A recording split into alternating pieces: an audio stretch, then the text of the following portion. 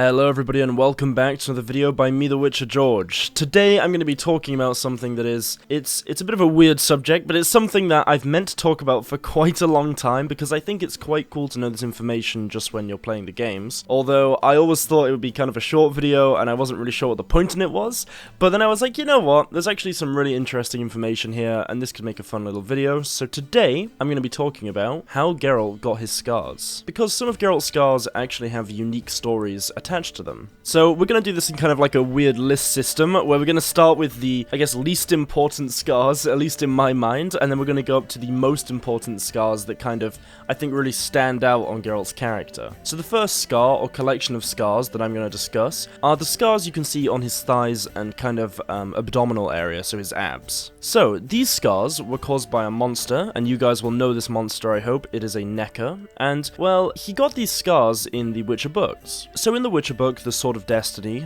there is a short story called Something More, and this is basically when Geralt is trying to locate Ciri, and he encounters these creatures and they jump on him and kind of rip apart his, I guess, like, torso and arms. That's pretty much how he got these scars. Not too big of a story, just kind of fun. It's when he's searching for Ciri, so I'm sure you guys remember this point in the books, if you've read them. If not, you should read the books. But yeah, that's how he got this scar. Pretty interesting little story there, but let's move on to the next one. The next scar I'm going to be talking about is also from The Sword of Destiny, but from a different short story called A Little Sacrifice. So for those of you that don't remember this story, it was basically between a mermaid and a prince, and the prince had hired Geralt to translate the Elder language, as this is the only language that mermaids can speak. And Geralt gets the scar on his arm from a Vodgenoid priest during this contract. The next scar is a scar that can be seen on Geralt's shoulder, or I guess kind of neck area. And this scar was inflicted by Ada the Striga. So Geralt was trying to cure King Foltest's daughter Ada of her Striga curse, and whilst trying to cure her, he ended up fighting her and she inflicted this scar on him. It's a pretty gruesome scar, I think, just to have a giant bite mark on your neck, and it's something that when I played the Witcher games and when I look at it, I'm like, oh yeah, that's from that cutscene and also from the short story. It's I don't know, it's quite a fun scar. It's one of my favorites. That sounds weird, but it really is one of my favorites. I think it's a cool one, and I think it has like a lot of history attached to it. That's the first thing you see when you start playing The Witcher 1, you know, that cutscene. So just to see that scar and carry it through the games, I think is pretty amazing.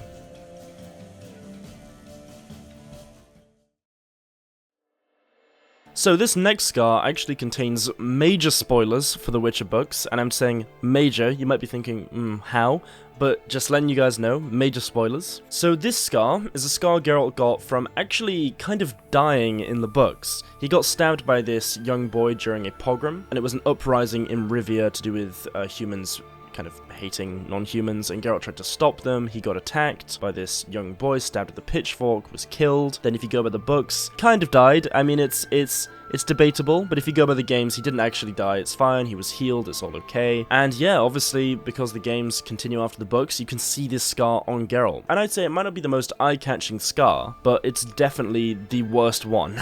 I think by far the worst injury Geralt has had. Okay, and this brings me to, I think, Geralt's most famous scar, and the one everyone knows, I think just because of the fact it's on his face. So you can see on Geralt's face, he has a long scar right across his left eye. And this is a scar that only appears in the Witcher 3 video game, and we get a bit of information about how Geralt got this. So when Geralt encounters Ciri after he rescues her towards the final act of the game, he tells Ciri it was a souvenir from the cockatrice of Spala. So there isn't a particular grand story around this, but it is definitely, I think, Geralt's most famous scar, at least if you go by video game players. It's the scar you think of, I think, when you think of Geralt's scars. I mean, I normally have this kind of recollection of like Geralt's scarred, and then he has the one on his eye, you know, that's like the main one. I mean, obviously there's these other scars like the bite mark and everything, but the one in his eye, I think that is the sort of fundamental Witcher 3 Geralt scar. So I wanted to do two honorable mentions as well, kind of, which is a strange part to do for scars. Honestly, this whole video is one of the weirdest videos I've ever made. I didn't think I'd be sat talking about, you know, Geralt's scars,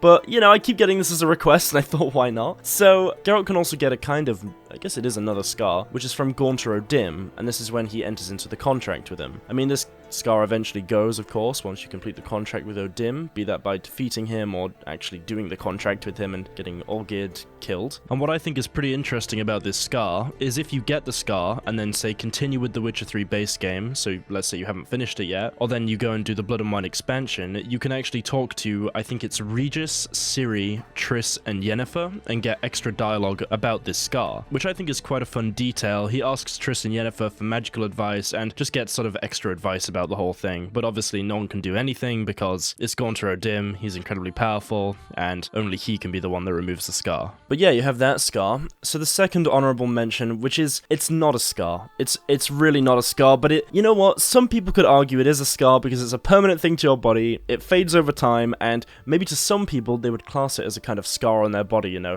who knows, maybe to Geralt it's like a scar of his past mistakes. But if you follow Roach's path in The Witcher 2, you can get a tattoo. I didn't know when I discussed this otherwise, but you can get this tattoo, and it carries to The Witcher 3 if you import your save, which is still amazing. The Witcher games are the best. This is like without doubt. I can't believe that this is a thing they did. But yeah, you can get a tattoo, and that's kind of a scar. And you know what? We're putting it in the list. Why not? It's on there.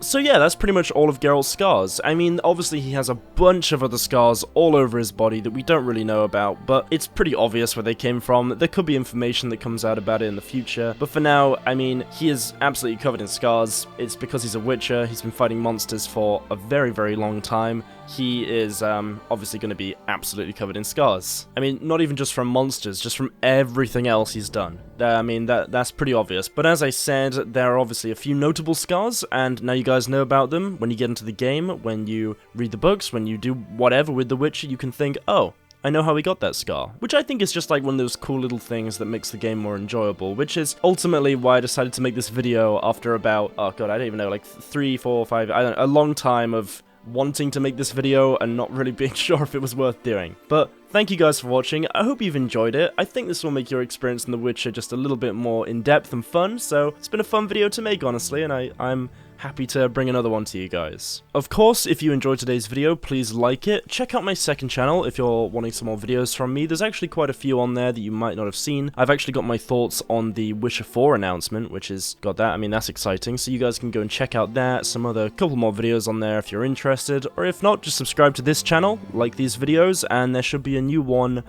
relatively soon. I hope so. I'm going to keep working on it. But thank you guys for watching. I really appreciate it, and I will see you all in the next video. Thank you for watching, everyone.